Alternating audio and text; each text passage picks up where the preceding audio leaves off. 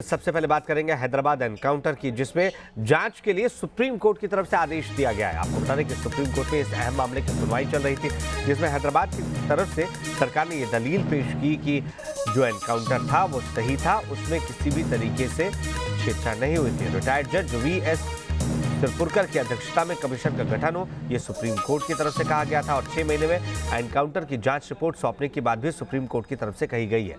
ये 3 तस्वीरें हम आपको दिखा रहे हैं। हैदराबाद में गैंगरेप के आरोपियों के एनकाउंटर को लेकर सुप्रीम कोर्ट में आज अहम सुनवाई हुई है। कोर्ट ने जांच के आदेश दे दिए हैं और 6 महीने में रिपोर्ट तलब की है। कमीशन का गठन करने बोला है और वहीं बचाव में ये बताया गया है कि पुलिस की रिवॉल्वर छीनकर जब इन आरोपियों ने पुलिस पर फायरिंग की तो बचाव में पुलिस को भी फायरिंग करनी पड़ी, जिसमें इन आरोपियों की जान चली गई थी। ये 3 तस्वीरें हम आपको दिखा रहे हैं, जिसमें तीसरी तस्वीर उस CCTV कैमरे की फुटेज है जिसमें वो तमाम आरोपी पेट्रोल पंप में नजर आ रहे हैं। ये दावा भी पेश किया गया कि एक शख्स स्कूटी चलाता हुआ नजर आया है और दूसरा पेट्रोल लेने के लिए पहुंचा हुआ था, जिससे साफ जाहिर होता है कि स्कूटी के साथ ये दोनों शख्स घूम रहे थे और इन्होंने वारदात को अंजाम देने के लिए मंशा पहले ही बना ली थी। रिटायर्ड जज के अध्यक्षता में कमीशन के गठन की बात कही थी सुप्रीम कोर्ट की तरफ से और 6 महीने में ही जांच रिपोर्ट सौंपने को कहा गया है। जांच के लिए 3 सदस्यीय कमेटी का गठन किया गया है। रिटायर्ड जज VS सिरपुरकर उनकी अध्यक्षता में ये जांच आगे बढ़ाई जाएगी। तो क्या कुछ कहा है, एनकाउंटर की जांच के आदेश देते ही जांच कमीशन का गठन हो। अरविंद हमारे साथ जुड़ चुके हैं, वो बेहतर तरीके से बता सकते हैं, सीधे उनका रुख करेंगे। अरविंद, क्या कुछ कहा है आज कोर्ट ने?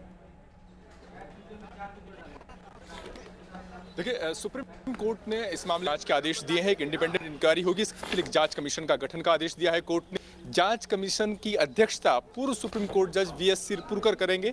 इसके अलावा रेखा बलडोटा, जो कि बॉम्बे हाई कोर्ट की रिटायर्ड जज हैं, वो इस कमीशन की मेंबर रहेंगी। इसके अलावा पूर्व CBI चीफ कार्तिकेयन, वो भी इस कमीशन के सदस्य रहेंगे।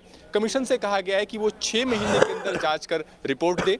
इसके अलावा कोर्ट ने NHRC और जो दूसरी पैरेलल इंक्वायरी इस मामले को लेकर के चल रही थी, उस पर रोक लगा दी है। कोर्ट ने यह भी साफ किया है कि कोई और कोर्ट इस मामले से जुड़ी याचिकाओं को एंटरटेन नहीं करेगा।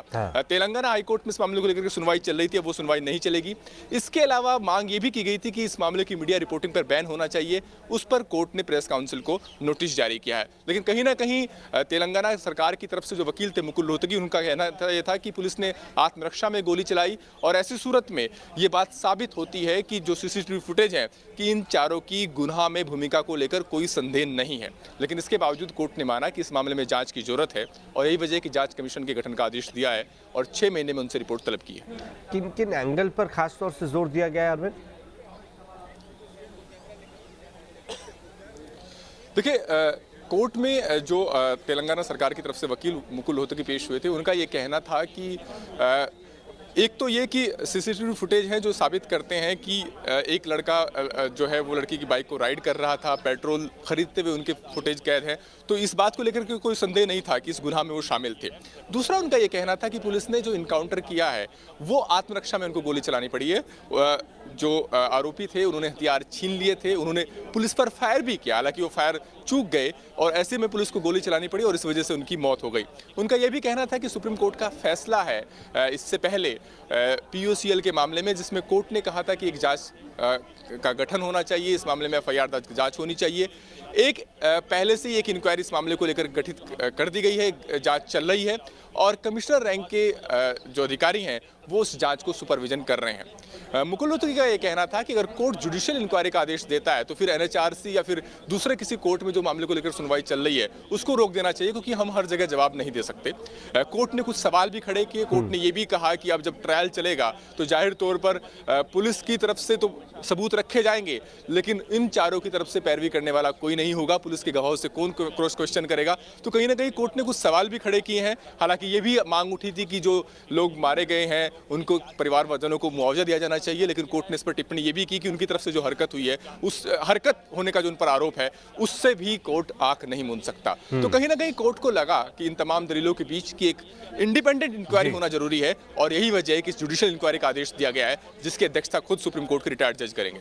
बहुत शुक्रिया अरविंद तमाम जानकारी के लिए। वहीं आज क्या कुछ हुआ है, क्या कुछ दलीलें पेश की गई हैं, वो भी आपको बताते हैं कि कोर्ट ने क्या कहा है। वहीं एनकाउंटर पर तेलंगाना सरकार ने क्या दलील दी है। आरोपियों के हमले में 2 पुलिस वाले घायल हुए, ये तेलंगाना सरकार ने दलील में पेश करते हुए कहा है। पुलिस वालों की पिस्टल पहले छीनी गई थी इन आरोपियों के द्वारा और आरोपियों ने फायरिंग की थी और आत्मरक्षा में पुलिस के जवानों को गोलियां चलानी पड़ी है, जिसमें इन आरोपियों की जान चली गई। इस गुनाह में चारों की भूमिका को लेकर कोई संदेह नहीं है।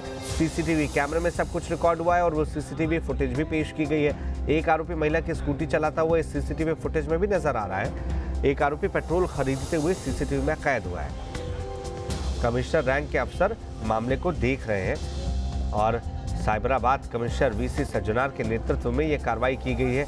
बड़े अधिकारियों को घटना की जानकारी दे दी गई है।